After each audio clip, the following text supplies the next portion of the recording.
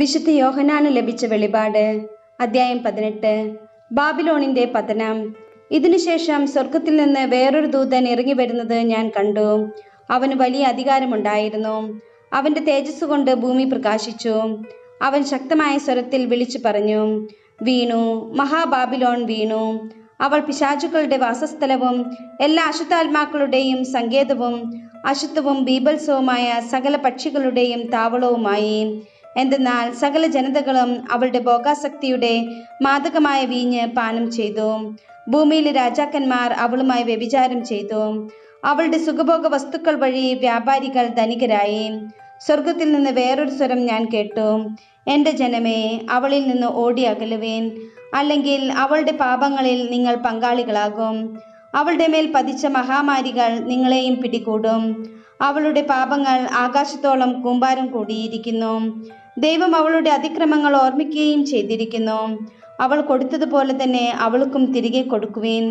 അവളുടെ പ്രവൃത്തികൾക്ക് ഇരട്ടി പ്രതിഫലം നൽകുവിൻ.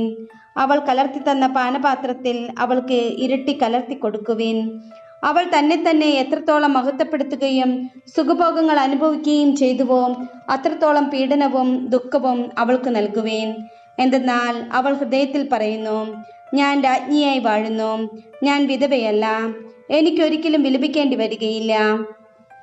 തന്മൂലം ഒറ്റ ദിവസം കൊണ്ട് അവളുടെ മേൽ മഹാമാരികൾ വരും. മരണവും വിലാപവും ക്ഷാമവും അഗ്നിയാൽ അവൾ ദഹിക്കപ്പെടും.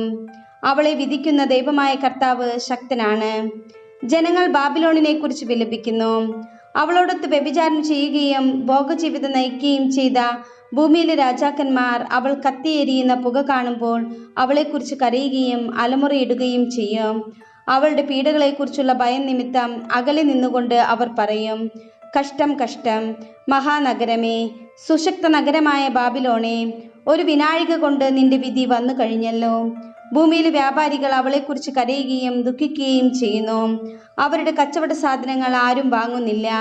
കച്ചവട സാധനങ്ങൾ ഇവയാണ്: സ്വർണം, വെള്ളി, രത്നങ്ങൾ, മുത്തുകൾ, മൃദുല വസ്ത്രം, ധൂമ്രവസ്ത്രം, രക്താംബരം, പട്ട്, സുഗന്ധമുള്ള പലതരം തടികൾ, ദന്തനിർമ്മിതമായ വസ്തുക്കൾ, വിലയേറിയ തടി, പിച്ചള, ഇരുമ്പ്, വെണ്ണക്കല്ല് എന്നിവയിൽ തീർത്ത പലതരം വസ്തുക്കൾ, കറുവപ്പട്ട, സുഗന്ധവ്യഞ്ജനങ്ങൾ, സുഗന്ധദ്രവ്യങ്ങൾ, മീറ, കുന്തിരിക്കം, വീഞ്ഞ്, എണ്ണ, നേരിയ മാവ്, ഗോതമ്പ്, കന്നുകാലികൾ, ആടുകൾ, കുതിരകൾ, രഥങ്ങൾ, അടിമകൾ, അടിമകളല്ലാത്ത മനുഷ്യർ. നിന്റെ ആത്മാവ് കൊതിച്ച കനി നിന്നിൽ നിന്ന് അകന്നു പോയി. ആഡംബരവും ശോഭയുമെല്ലാം നിനക്ക് നഷ്ടപ്പെട്ടു.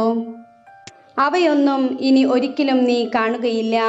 അവൾ നിമിത്തം ധനികരായി തീർന്ന ഈ വ്യാപാരികൾ അവളുടെ പീഡകളെക്കുറിച്ചുള്ള ഭയത്താൽ അകലെ നിന്ന് കരയുകയും വിലപിക്കുകയും ചെയ്യും. മൃദുല വസ്ത്രവും ധൂമ്രവസ്ത്രവും രക്താംബരവും ധരിച്ചതും സ്വർണവും രത്നങ്ങളും മുത്തും കൊണ്ട് അലങ്കരിക്കപ്പെട്ടതുമായ മഹാനഗരമേ, കഷ്ടം കഷ്ടം. എന്തെന്നാൽ 1 മണിക്കൂർ നേരം കൊണ്ട് നിന്റെ ധനം അത്രയും ശൂന്യമാക്കപ്പെട്ടു. സകല കപ്പിത്താന്മാരും കപ്പൽ യാത്രക്കാരും നാവികരും കടൽ വ്യാപാരികളും അകലെ മാറി നിന്നു. അവളുടെ ചിതാധൂമം കണ്ട് അവർ വിളിച്ചു പറഞ്ഞു, ഈ മഹാനഗരത്തിന് സദൃശ്യമായ വേറെ എന്തുണ്ട്?